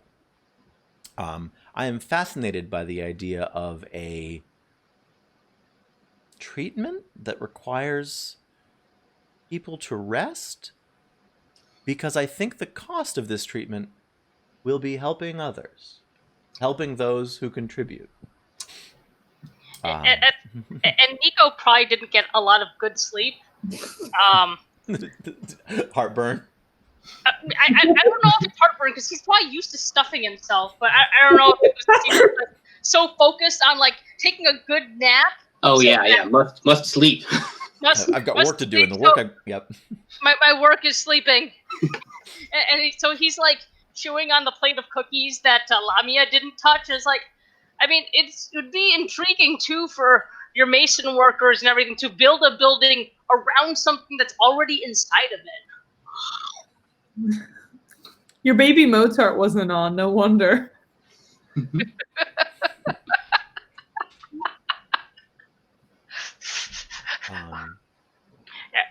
And I could try to motivate people to want to try to make a permanent structure for, I don't know, the gods or something.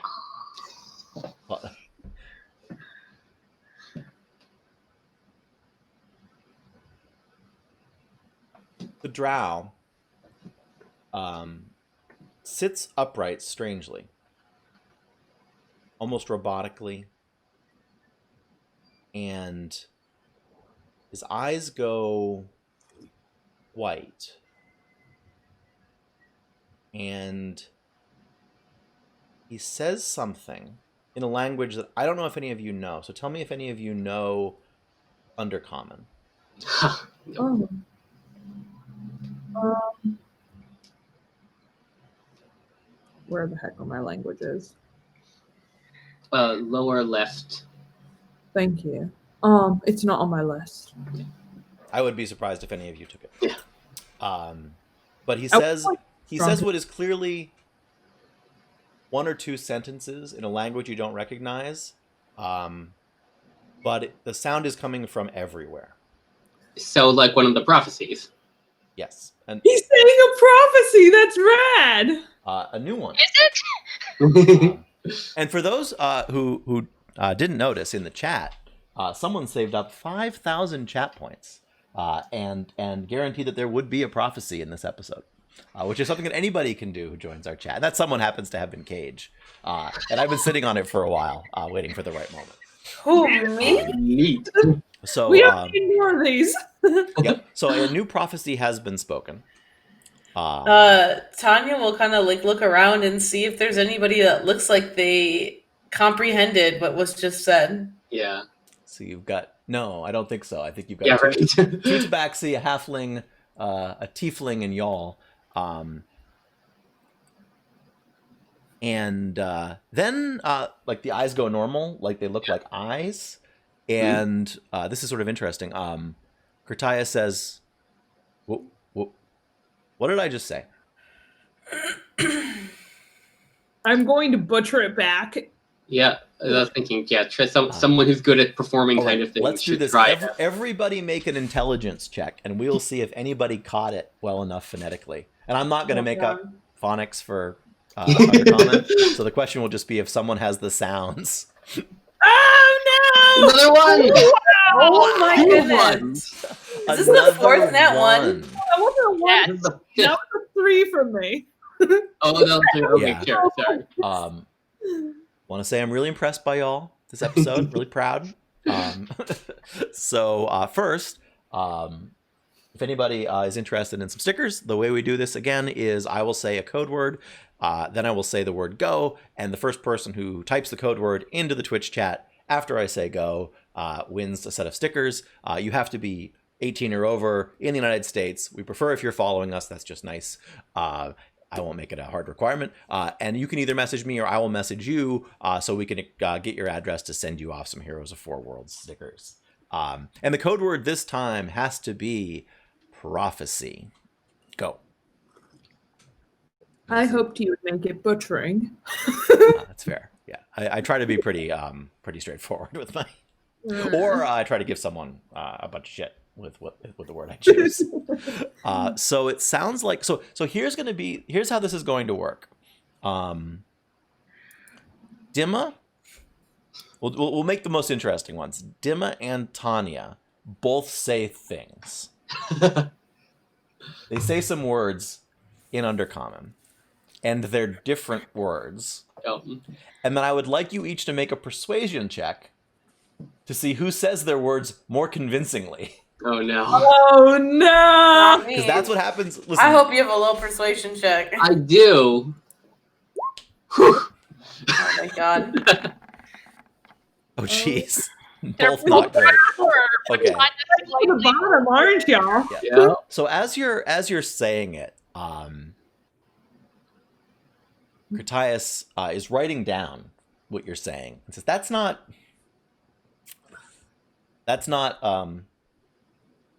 great Undercommon. So I think I may have to work on this a little before I know exactly what I said. Like Nico tried too, but like there was like some cookies in his mouth or something. He's Yep. like, "Oh, dude, I've already forgotten the words I was trying to say." Mhm. But Is there any way we could go into your subconscious and like somehow access you during those moments you said the prophecy? No, because that'll be someone else. We should access one of us to get our more precise memories. Oh, that's also fair.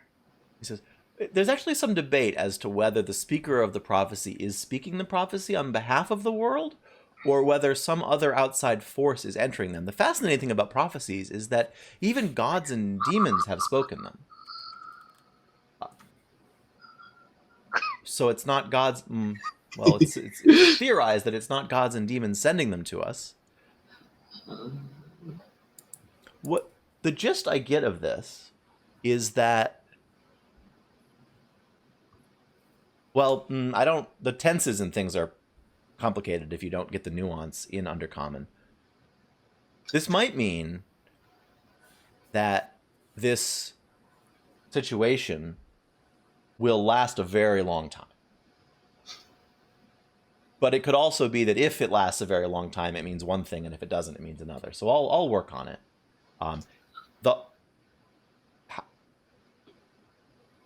I don't suppose you could go back to the halls of prophecy. No, those probably collapsed. Wait, but then where would a prophecy go? Yep. Maybe out into the world. I mean, apparently through you. Well, But they that's- always come through someone. I've only done this once before. Process. Wait, Uh, what if they come out near us? You see, like, everyone, like, looking around. Or near Maraaja, at least. Wait, didn't he just say he's done this once before? Oh yes, Wait. I spoke a prophecy once a few hundred years ago. How? Can anyone speak a prophecy? Would they come to you, right? Like it's not. Can a prophecy come through anyone? Yes, maybe, possibly. We don't know what makes some people special or receptacles for them. It seems as if I've studied this because it happened. That prophecies tend to be spoken by people who get called prophets because it's not uncommon for the same person to speak more than one over the years. The Witch of the World obviously speaks prophecies. It's fairly common for wizards to speak prophecies. Gods and demons have been recorded speaking prophecies. Well then, if the thought that maybe they will come out near Maraaja seems entirely reasonable, if the structure is made more permanent, there should be an effort to, whenever possible, have a recorder nearby who is awake and ideally speaks all of the languages the prophecy is likely to come out in. Wait, Dibba. Yep. Can you tell me that prophecy involving what happens if Maraaja disappears one more time? I mean, remember, I can. No, I cannot, but I can tell you the start of it. To sift through the notes.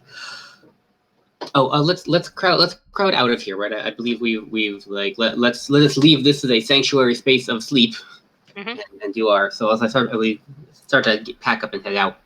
As you do that, the two tabaxi roll over and seem to be ready for a few more hours of sleep. So those two spots are taken. And as you leave Dimma, Sana sort of just waves to someone who seems to be sort of not waiting in line, but sort of waiting off in the wings, and someone in like a big terry cloth bathrobe, Goliath, perhaps, very large person. Yeah. And it's just an enormous fluffy bathrobe, kind of ducks down and comes into the tent. So it's working. People seem to be volunteering to nap. As above, so below. The death of the last of us shall be the death of an... It might say... the last words might be the death of our home. Oh, I was going to think prophecies, but that also makes a lot of sense. Again, this is judging my scribbles definitely do not say prophecies unless I completely lost the last word. The last two scribbles there could be our home. By the way, when I wake up, I kind of like pull up the blanket and shift into a new person for the day. I'll look over. I think really, unless the spell tells you that it's perfect, I think I'll like look over like appraisingly and then like indicate a spot, right? You know, kind of like touch here, like kind of like yeah. Your temples were a little too wide. Right. Yeah. The equivalent of when you show someone there's a mark on their face. Slightly off, like make your ears a little longer and make your nose a little sharper or something. Like slightly uncanny valley Dimma.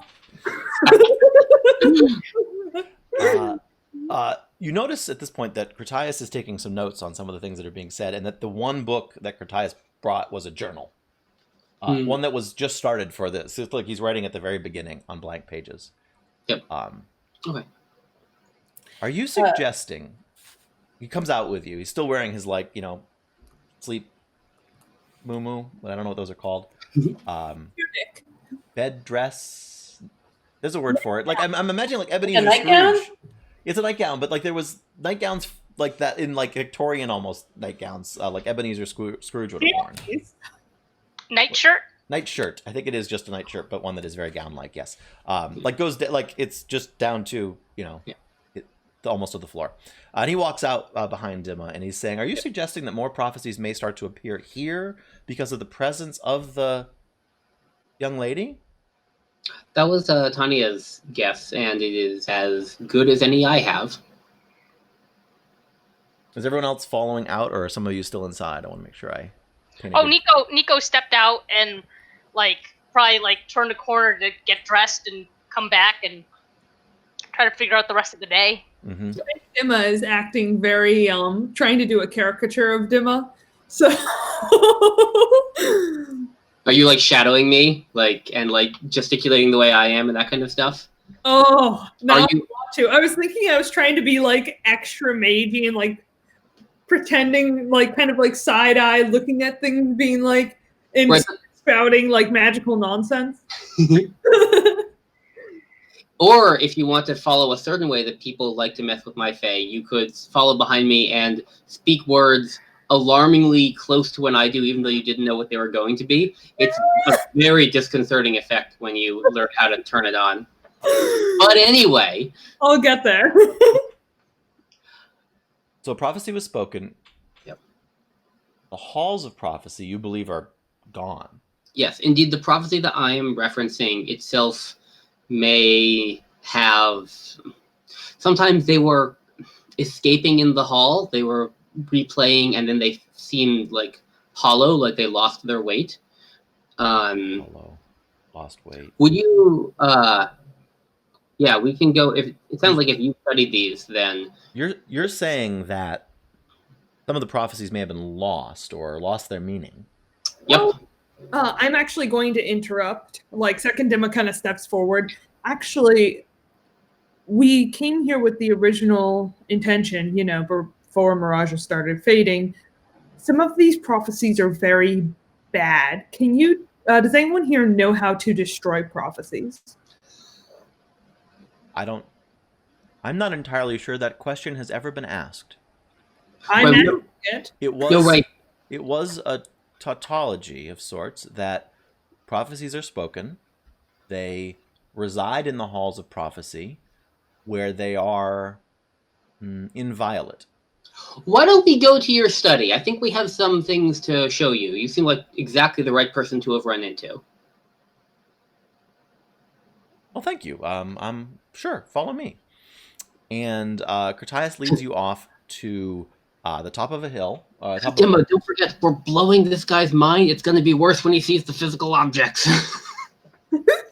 Did you just what did you just call me? Dimma. Oh, that tracks.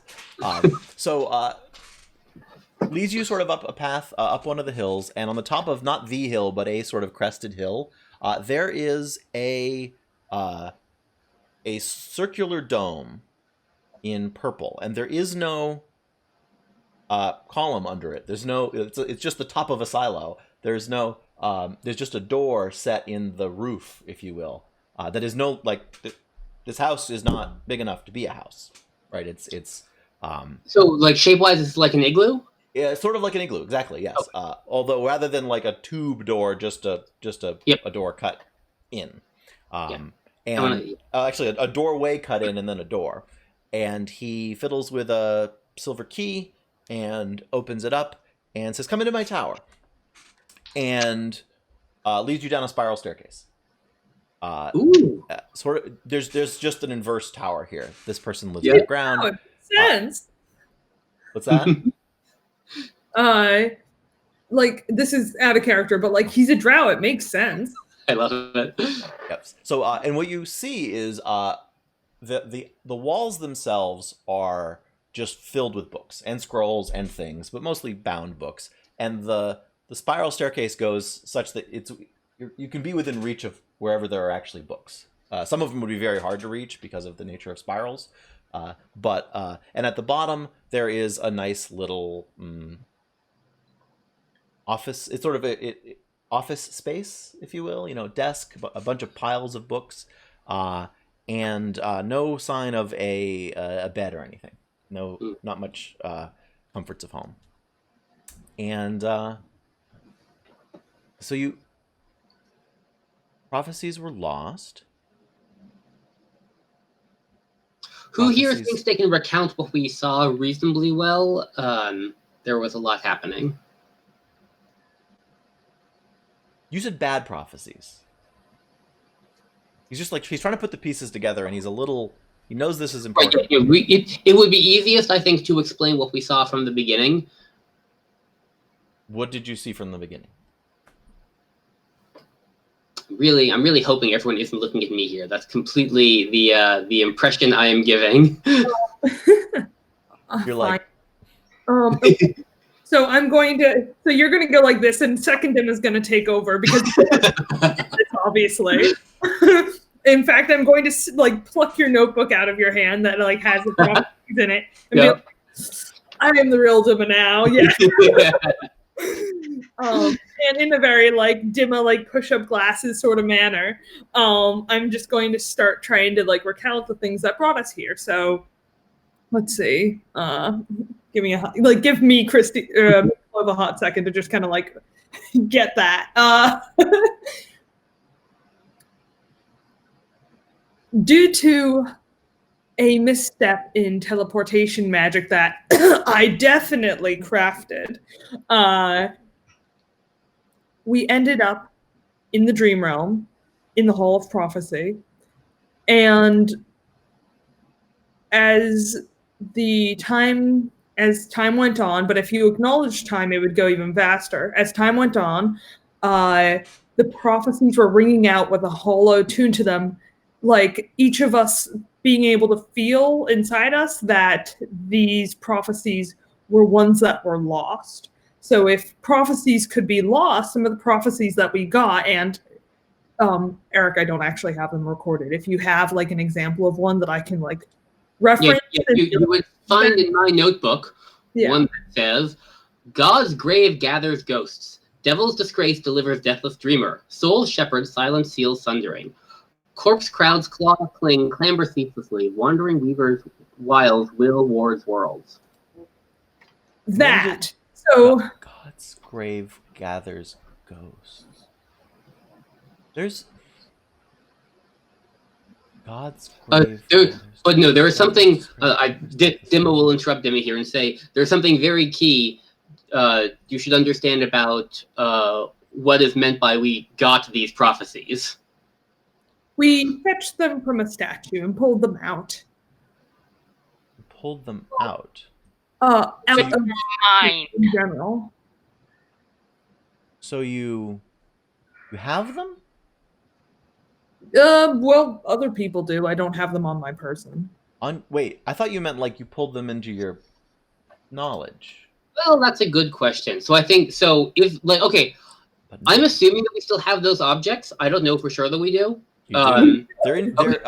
Tanya will reach into her shell and pull out hers. Yep. Okay, so as a reminder for the players, in Roll20, there are a number of things listed as handouts, and you're going to get there's notes and there's prophecies, and they have numbers. And by number, after the number is the name of who, if anyone, has them. I know I gave any of mine to So I think Nika. if you have it, it's in your inventory. I think you can only see the handouts that you have. Yeah, I only see number 9 and number 20. I have 4 of them. Yeah, I handed all of mine to Nico, so That's what I thought, think yeah. Yep. So the objects are with the. I didn't put them in your D&D Beyond inventory because notes are a little easier to handle on Roll20. But yes, you have the ones in your inventory that you each have. And I will note that means that there are some that are in Maraaja's inventory. Yep. Which could be problematic now. Yep. Yeah. So as I recall, this means the objects we're bringing out are very old forms of record keeping, right? Like maybe some are paper or look like books, but others are like an old rolled up scroll or like a etched bone or like maybe a painted stone, those kinds of things. Yeah. And we didn't decide which ones were which. I probably should have, but it was just a lot of bookkeeping. Yeah. But so you have. So do you take out the one that you quoted? You have on you. Yes, I do. That one, but I think that's like the least of what's coming out right now. Because we all are like, look at our things. So so everyone kind of like pulls out of their pockets rocks and bones and scrolls and books and Little piece of paper on a fortune cookie. Yep. So these are. He sort of pauses. When you said that some were lost, it began to occur to me that means that some were saved. Yep. It now occurs to me that was there anyone else there with you? A wizard who went by Tom. Oh, of course. But that means there are about this many that were saved. Yep. And the ones on Maraaja. So of the hundreds, presumably, or thousands of prophecies ever spoken, Tom thought there were a few that were particularly essential to the world. and this is all that may still exist. Yes. Whew. I won't pretend to know what that means, but that's unsettling. We should find out quickly whether these objects we have are tied to those prophecies' continued existence or not.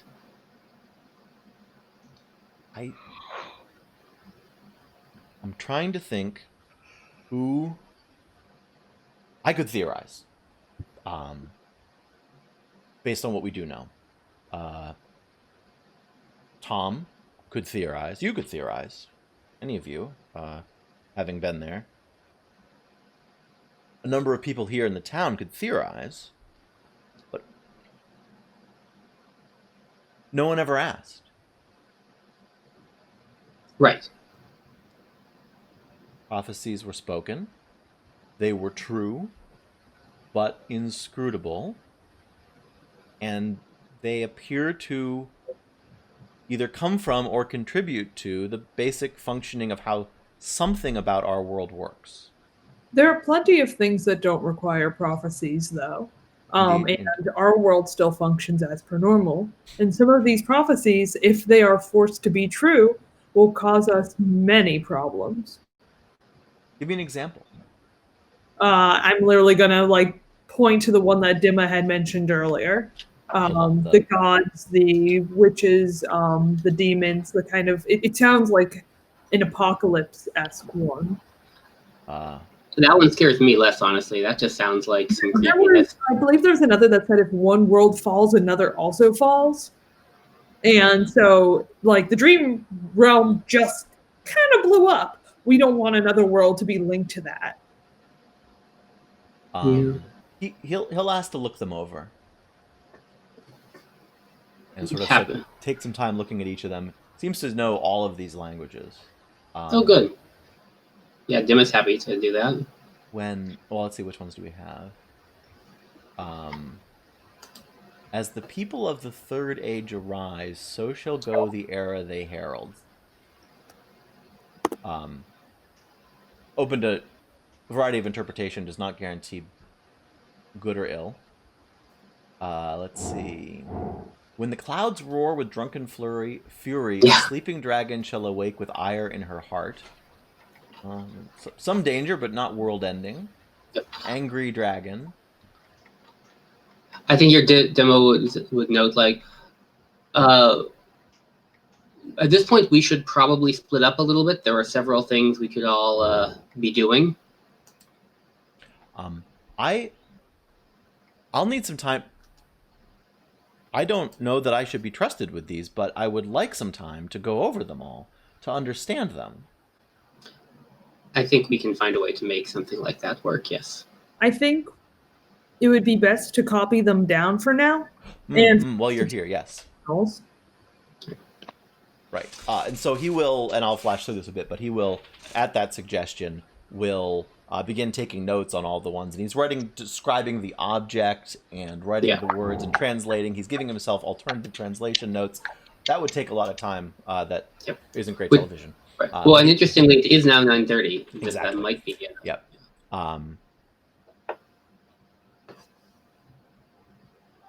You want to know if these can be destroyed.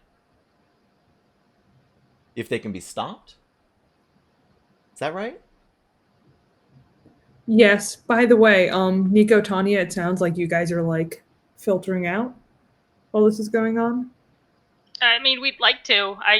The philosophy stuff isn't a them thing, and I kind of want to do more interaction with the world instead of postulating. Gotcha. Yeah, and I was trying to get through this. Yep. So I'm trying to get through Lamia's question, and then I think we're at time, unless y'all. And this is about when I should ask.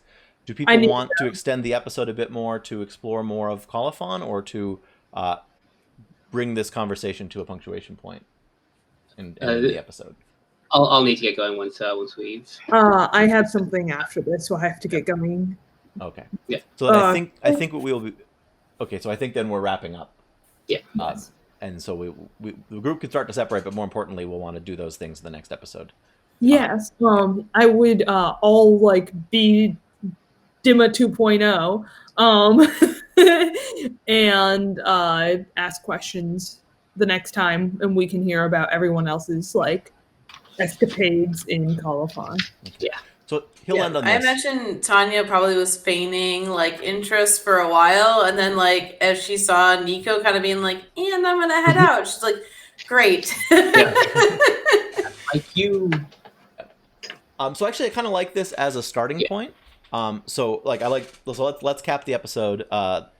These two episodes, this one and the next one, like this. Let's imagine that the two Dimas are still kind of in conversation with Cratias, and that Nico and Tanya are headed out into the town. And Cratias's last thought is. Well, I have two thoughts. So please don't take any rash action till we know more. Destroying prophecies there may have been bad. Destroying them here may do something completely different. I have no idea how to find out. And I believe to really understand this, we're going to have to speak with the person who has been involved in the most prophecies. I believe you are going to need to speak with the Witch of the World. Exciting. I hope we can find her. To the others who are presumably going out onto the top of the hill, you see something sort of odd. You see a ship, a small ship, sailing into the harbor with a larger shadow. You sort of look at a boat. It's a boat. Boats do boat things, but why is it in a shadow? And you realize that there is a small ship that is attached to a rope that is attached to a much larger ship that is above. There seems to be a tugboat pulling in an airship, connecting air transport to sea transport in this way. And so you get to kind of see this strange, and you see people in the town sort of looking up. And dock workers just looking puzzled as to how they're supposed to unload this. Is this something that Tanya would have seen before, having been from all over the port areas of this region? You've seen a lot of sea ships, and you've heard of sky ships. We saw that dragon. We saw did the see dragon, but I don't think even you would have necessarily have. This is an odd combination. This almost looks silly to you. Okay. What? There's a boat. There's a bigger boat. Why is the little boat on the water when the big boat is the? So it's a puzzle. It's not something you've seen before, but it's not. It's more quirky, I suppose, from your perspective than stunning. So in the next episode, you've got a few things to look into. You can look more into Cratias's research, or leave him to do it and follow up there. You can look into what seems to be a growing nap clinic, church place, The life. growing in the middle of this town. You've got some things to sell. You've got all sorts of other kinds of experts, which means you've got artisans and craftspersons if you're looking for things for your characters. So research and shopping can go on. If people have wildly different ideas of what they want to do the next episode, which it sounds like they might, we have the opportunity for what we call vignettes, for when I try to help distill different explorations so they can go on at the same time, where the party being split doesn't sort of keep people quiet for long periods of time or uninvolved. So what I'm going to suggest to the cast is, if you have ideas of what your character would do in Colophon in the next day or so, try to prepare them and prepare me for them, so that I can make sure that I put together a plan for the next episode that gives everyone equal time doing interesting stuff and try to find ways to interconnect things. The next episode is absolutely not one where I'm going to suddenly surprise you with what happens. It's one where you can take the time to follow some of these threads that you've been discovering recently. So with that in mind, I think we do the thing where I bring up how do we end the show. So just as a reminder, one more time, Green Plus Great More is on Kickstarter now. You can go to fourth.me/G+GM or or fourth.me/green-plus-great-more. The redundancy is intentional in the name. You read up about it, you'll learn a little bit more. Hoping that you will check it out while you still can. It's only going to be running until I believe October 8th. At what point, if we haven't reached our goal, there may not be any Green Plus Great More until I figure out a new take on it or a new way to make it work. So if you want to get your pre-order copies in, assuming it is successful, you'll want to do it before then. Right now, I will be totally frank. We're on the edge. I don't think it won't make it, but I'm not sure that it will, which I guess is the true nature of Kickstarter.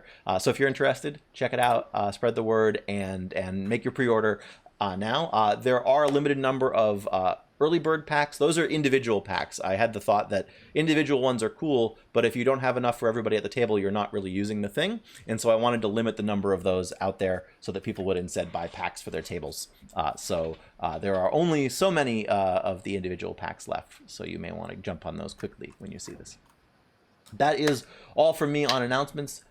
So that is indeed all the time we have for tonight. I'm now going to go around and let everyone say their goodnight or plug their stuff.